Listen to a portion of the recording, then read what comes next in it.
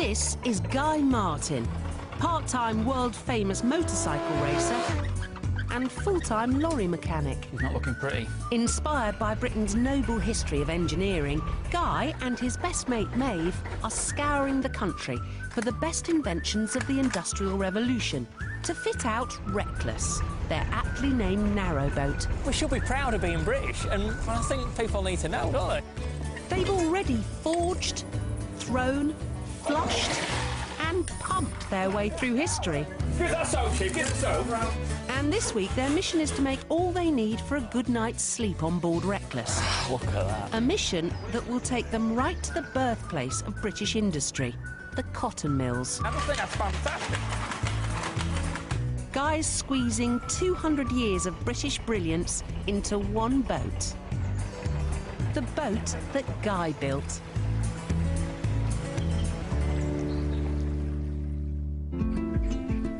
A chilly morning in Derbyshire, and Guy has bravely spent the night on board Reckless.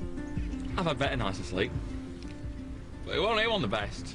Truck driver sleeping bag and hard floor. No, we need to get sorted. We need it, yeah. If we're going to do a job, we need to do it right. In the bed, we need to sort the job out, don't we? What are you doing last night? The engine room floor is clearly not the best place for a kip. Guy needs a bedroom. Sounds like a job for Maeve's carpentry skills. All right, Chief. Go on then. We need a bed. You having a sleepless night, Tim? It's not happening, Chief, is it? Hey, a man without a bed. Is a man with no home.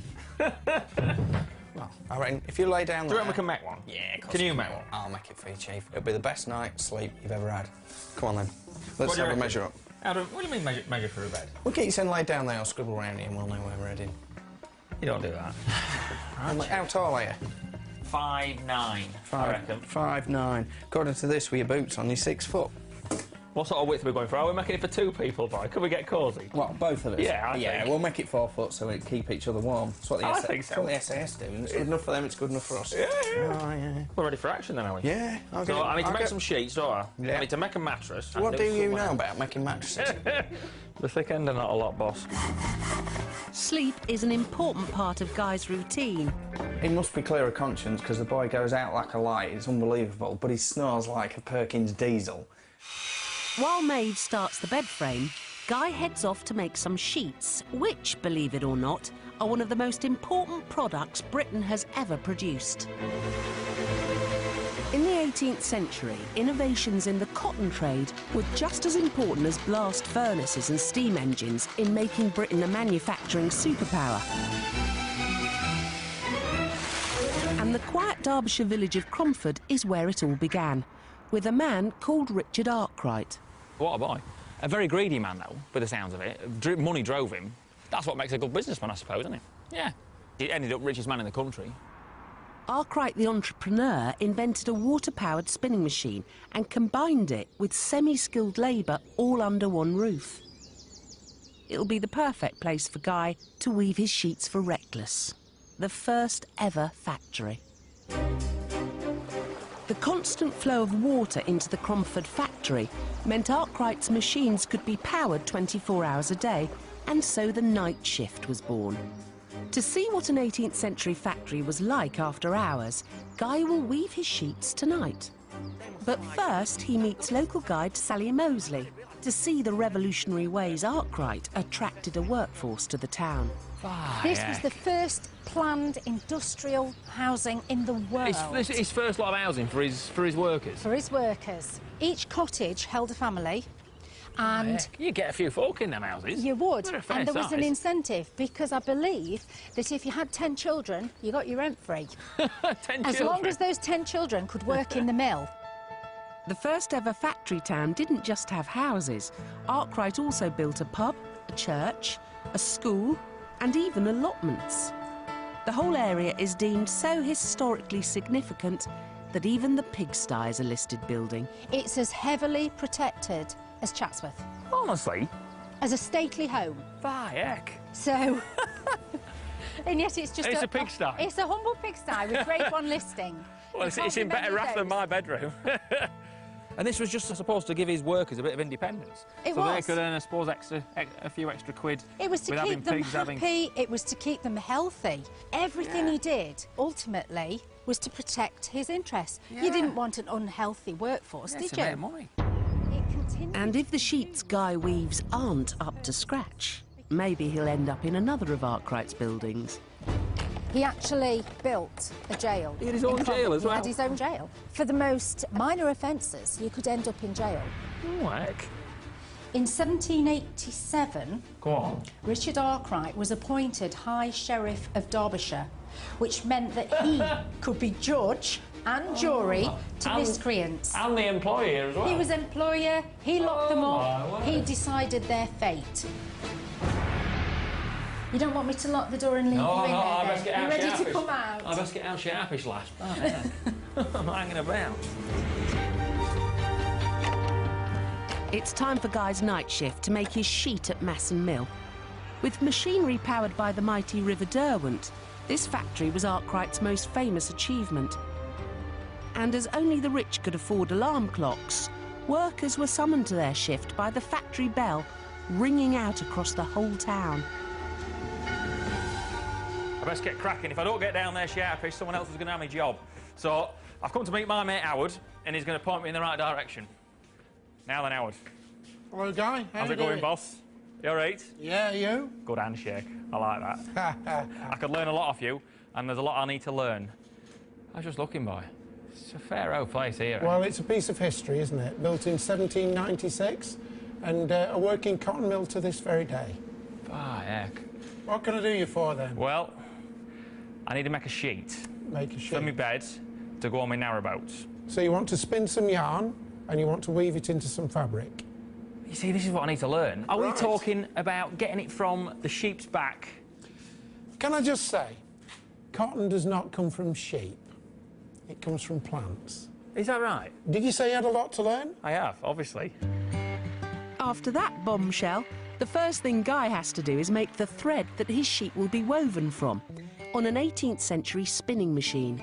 Spinning is the process of taking the prepared cotton fibre. You can see it on the bobbins at the back there. Right. Where you can see it's still fairly thick. Yes. But actually there's very little strength in it. No strength there, is there? And what the machine has been doing is putting the twist into the cotton fibres, and that gives it strength.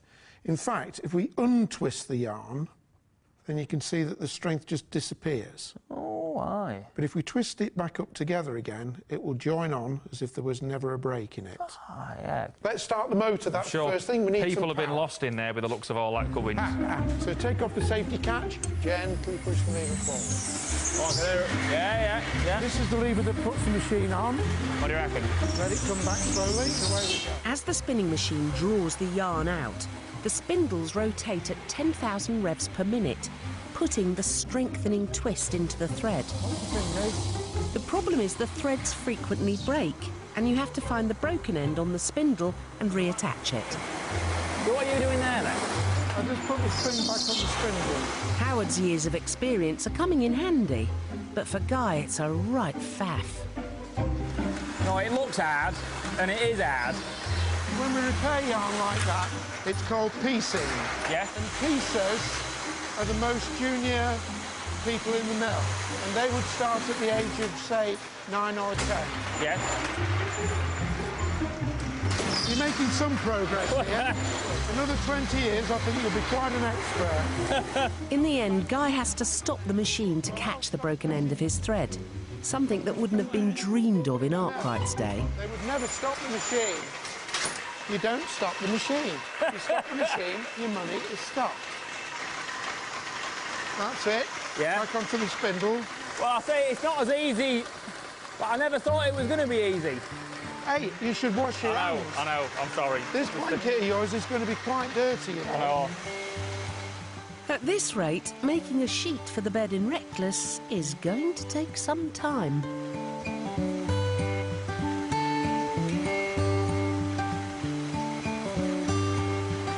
Do you reckon that's enough?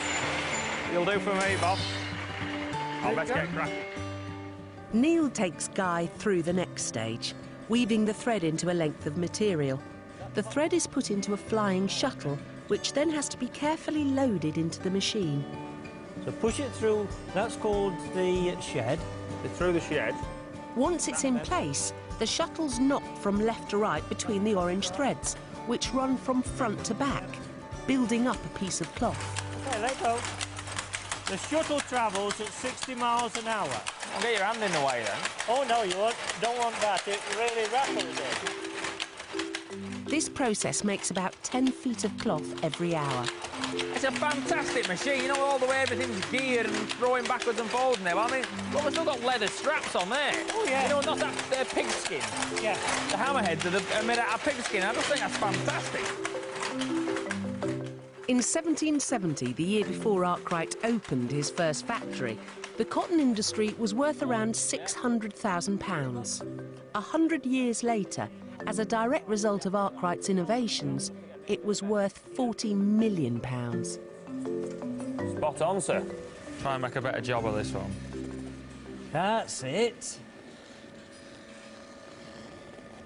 You reckon? There you are. I'm getting the hang, you see. Another week or two on that job. Pleasure to do business with you. Good job, sir. Thank you very much.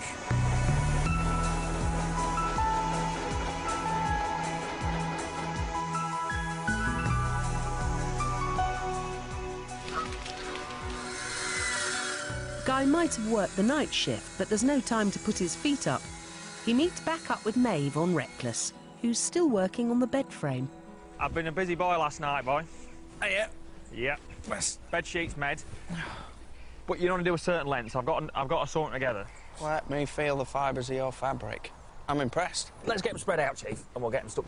Go on, we'll get them stitched together. I thought that cotton came from a sheep. I know, mate. You do need a thrashing for that one. Of course, the sheets still need sewing together, and it looks like it might take some time. For what? No. A bit of graft on here yet, boy. Yeah, you'll be Well, right. I won't call it real I'll not graft. hold my breath. The first stage of fitting out a bedroom for Reckless is complete. Now the boys need something to put their sheet on, a mattress.